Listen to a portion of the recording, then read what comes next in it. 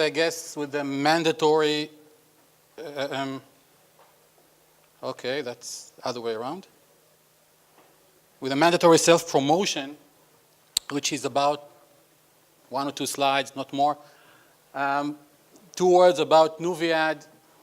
Nuviad is basically a technology platform for RTB media trading, where we allow media buyers, media sellers to run campaigns, sell media over RTB, whether with their own supply, with supply that we get from exchanges, and basically we support all kinds of campaigns from video, performance, display, native, geolocation, and so on and so forth.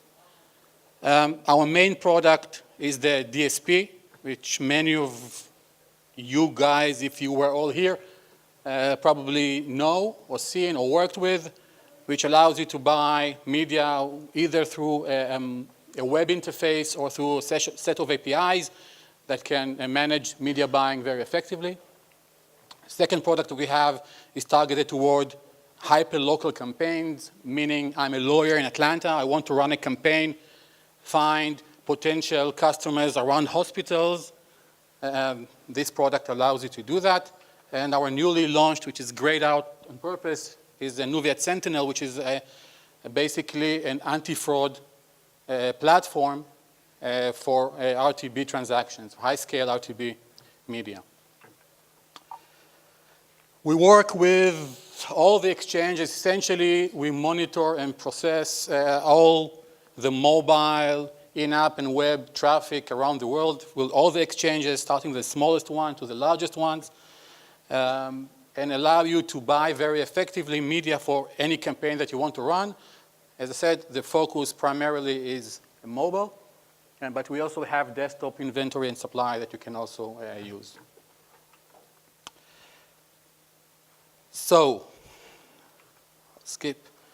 When we're speaking about launching or running a secured marketplace for RTB transaction or RTB media buying processes, anti-fraud becomes a big thing and very important. I'll give you some numbers in a few moments, but our product, which is Nuviad Sentinel, addresses this exact problem, or the challenge of filtering out traffic which is potentially fraudulent or results in fraudulent transactions.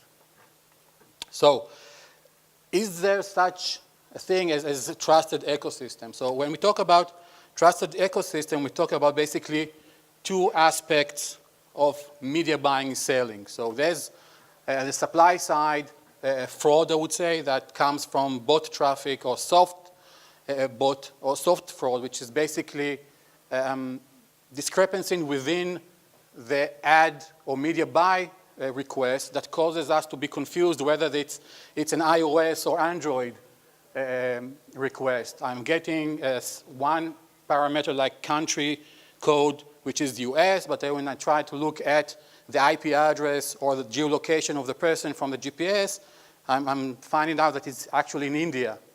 So all those kinds of soft fraud is basically also monitored by our platform, and this is something we need to address. From demand side, we need to address auto-redirects, problems with quality of the media, of the campaigns, and so on and so forth. So granted, I know that it's a very theoretical discussion because no ad network in Israel ever committed fraud.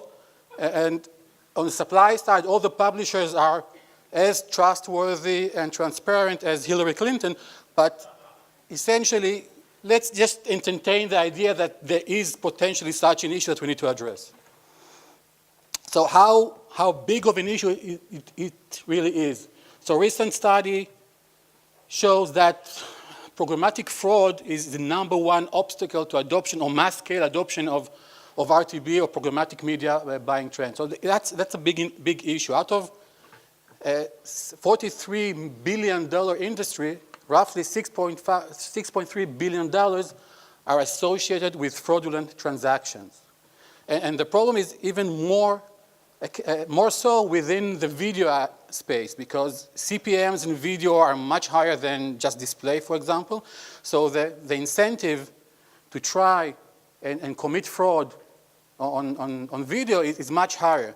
Another thing that is very important, on video, usually the metrics or the performance metric is fairly soft. You measure video start, you measure whether the video reached a first quartile of the video, and then that's enough. You do not measure mostly what happens afterwards, whether it's resulted in app download or registration to a page. So all the incentives to commit fraud on video are there and much stronger than just a standard display. So that's from one side. From the other side, we see a lot of demand-side policy violations. So we as DSP are very strict on that space. And we have a whole team that monitors and works with the demand partners on filtering out and identifying those kind of ads. They are not permitted on any reputable exchange or an SSP. And we see them time after time after time. And especially when we're running JavaScript tags or HTML type of content, when you can adjust the ad during the daytime or nighttime, you can see that the ads actually change over time. So that's really, really a big and important issue that we need to address. And we pay a lot of money to scan all the tags during all hours of the day, all geos, and we have good friends from those companies over here. That's a real big issue that we need to address and need to take care of. But display is not the only space or only place that we see and have challenges within the demand or the creatives that we see. In video has another layer of issues that we need to address. Excessive HTTP calls.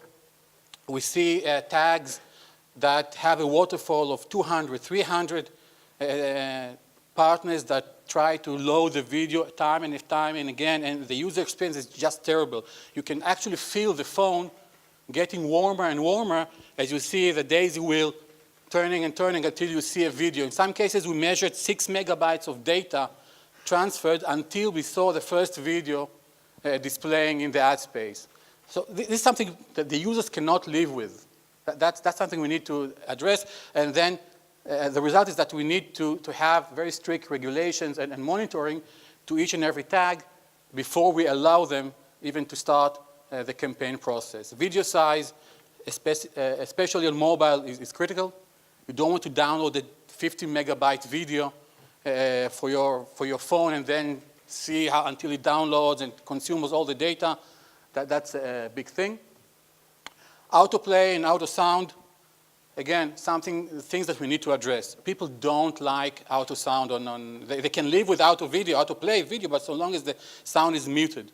So all those kind of things we need to keep in mind and when we start launching campaigns and trying to create a very effective video ecosystem.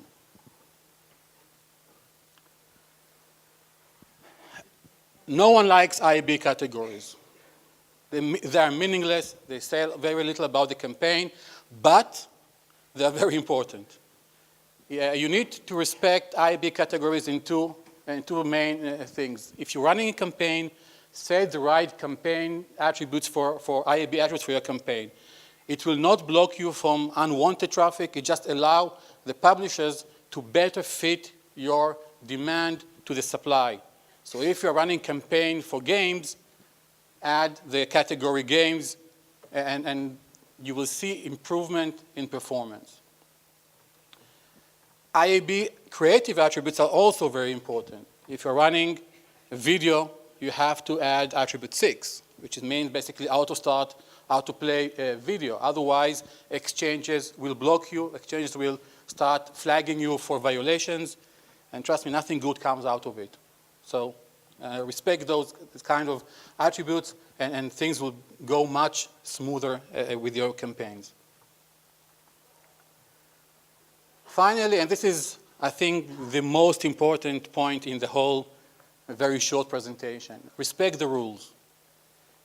Different SSPs, different exchanges have different rules of what is allowed, what is not allowed, and how to behave on their exchange. We convey, as a platform, as a mediation platform, we transfer all this data to you. We allow you to know exactly what are the guidelines. We have teams of people that help you optimize your campaigns. But it doesn't help us if you do not respect the rules. So to create, and the only way that we can create a very safe and trustworthy environment, ecosystem for video buy and display buy, native, and whatever campaign you're running is just to respect the rules. And that's the number one thing we need to remember out of this entire presentation. And that's it. Totally short.